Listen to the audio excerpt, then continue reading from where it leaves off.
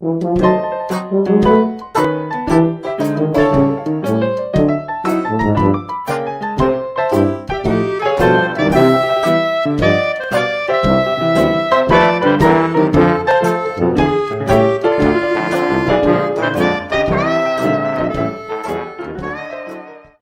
everybody, it's Grandmama with another story from our hometown scrapbook. Tonight's story, Thanksgiving football. Hello there. Some things about Aberdeen and Hoquiam, a story filled with notes on people we know and things we did in the mud and the rain and sometimes ankle-deep water over the stretch of 46 years. Well, we've got quite a parcel of familiar sounding names here, some cobwebby yarns, and some names and doings that made football news over nearly half a century ago. Yes, if we failed to find a page in our notebook dealing with the Harbor's football history, and if we failed to trot it out this week, we'd be pretty guilty of the highest treason, and particularly with withholding news of vital importance to everyone who ever called Grays Harbor home. So after George has his word from our sponsor, we'll roll back through the mountain of scorecards and scan the sports pages for other eras of stories of Thanksgiving football or football on Grays Harbor. Now, George, a few words from our sponsor. The year was 1906. We've been much preoccupied with the era recently, with that story of Billy McDonald and others stories about the great county seat uproar that was in full bloom about then, the Shaw Crucible steel plant of that era, the building of the railroad west of Hoquiam, and the beginning of a famous resort at a place called Moclips. So, just keep some of those things in mind, and you'll have a picture of the Grays Harbor of the era when our story begins. Like many stories, this one begins with the name of a couple of men. They are John Randall and W. Montgomery. And like most stories about Grays Harbor football, one man belongs to one side of Myrtle Street and the other to the other side. Let's take them one at a time. In the autumn of 1905, when a young man named John Randall arrived on Grays Harbor and reported to Principal Kellogg of the Aberdeen High School to teach mathematics. Kansas-born and bred, he was fresh out of the University of Wisconsin, and besides the 3 R's, he had found time to play that rowdy game of football. His position had been tackle. Don't look much like football playing fellow, folks told each other, but they knew football players best from their acquaintance with Big Jim Phillips, who had played for Carlisle and Northwestern, or Bob Taggart, or stocky Bill Campbell, or Bob Brown. Well, that autumn, when the maples along H Street were turning gold and crimson, and the afternoon breeze across the harbor was filling up the swamp spice of September, John Randall got the feeling in his bones that comes to young men with occasion and associated with autumn and football. And he laid out talk with the school authorities. Specifically, he talked with Superintendent H.M. Cook, but Cook didn't want to make the decision alone as to whether football, that rough college game, should be introduced into public schools. No, the entire Board of Education had to give an okay for that. So when president of the board, Waldo Hart, called a meeting for the routine business of the district, among other things, they heard an argument for football from the earnest and personable young man who taught mathematics in the high school. Walter McFarland, a sports lover, was a strong advocate for the game. Doc Payne thought it might be good to allow that he would always enjoyed it when he was in college. Carl Weatherwax thought it a little too rough, but didn't oppose it. Enos Eaton was willing to go along with the crowd, but he had a strong feeling for sports of any kind.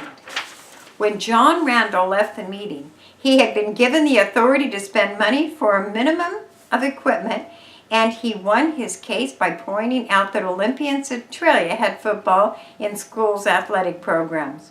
Were Aberdeen boys any less qualified to take on the game than those in Lewis or Thurston counties?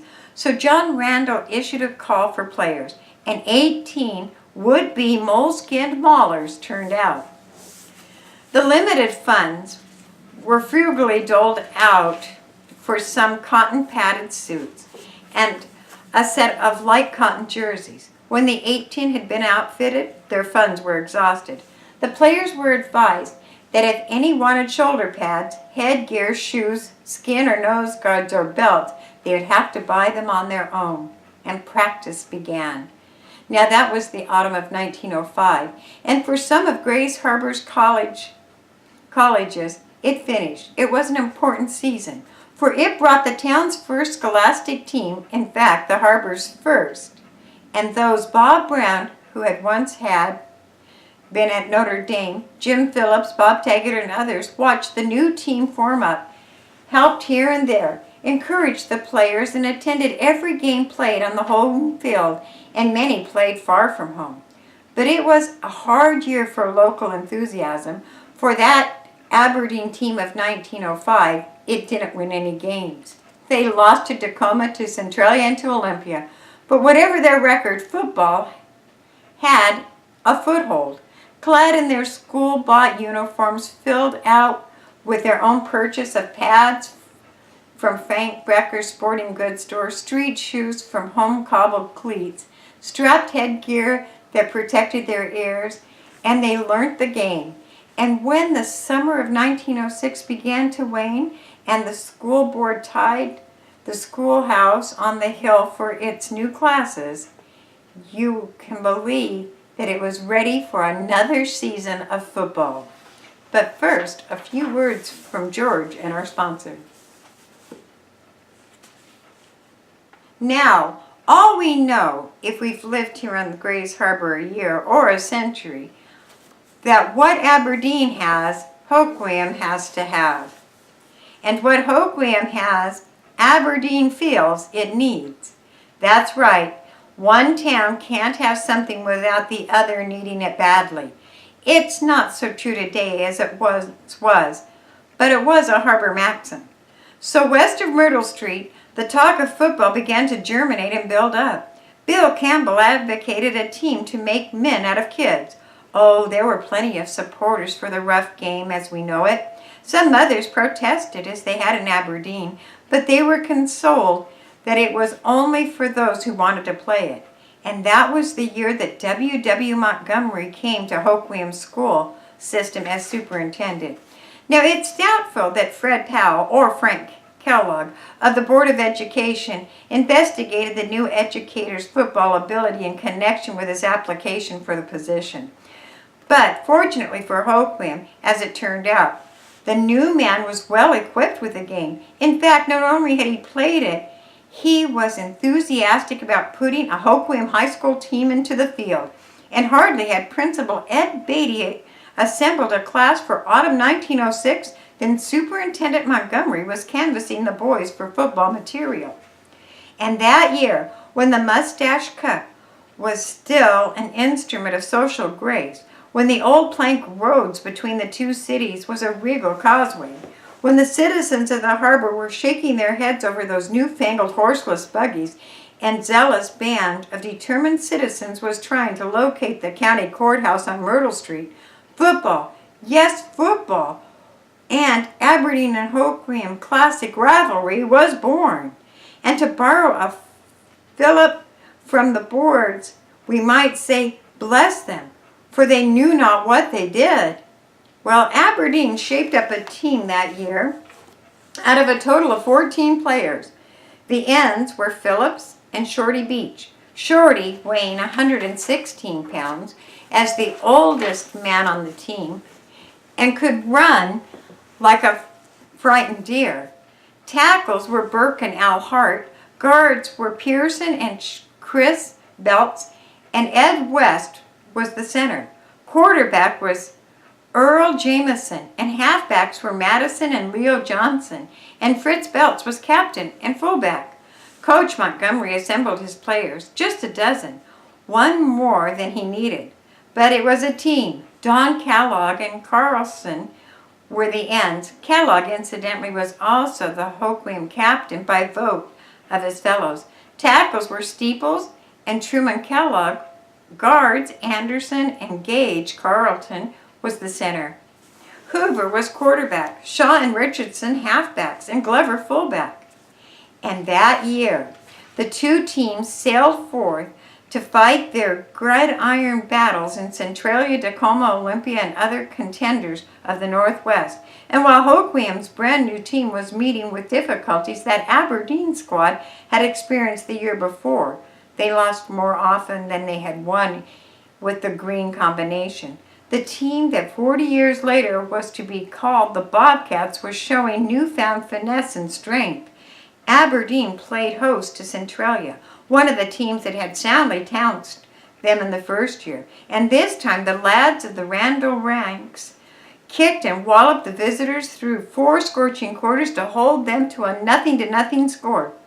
The game was started under the protest of Aberdeen. The H. Kim of the University of Washington team was suited up to play for Centralia. So Centralia protested that Warren Edgar, a former college star, was suited up to play for Aberdeen. But the two teams played their ringers.